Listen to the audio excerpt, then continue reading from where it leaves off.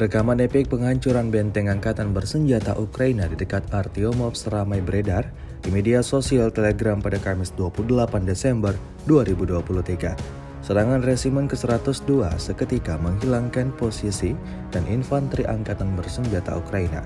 Sebelum pesawat serang Rusia menyerang, drone penyerang terbang ke depan meratakan rumah-rumah dan mengubur para tentara yang menetap di sana di bawah reruntuhan.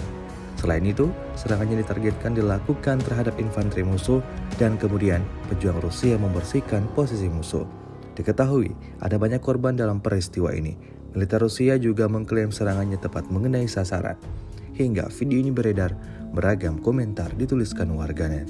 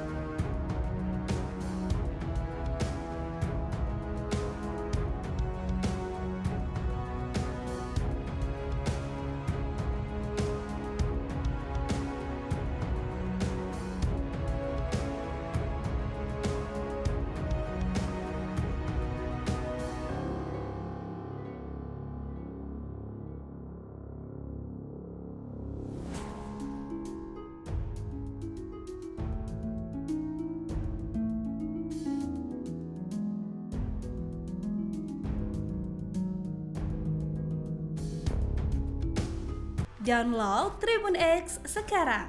Menghadirkan lokal menjadi Indonesia.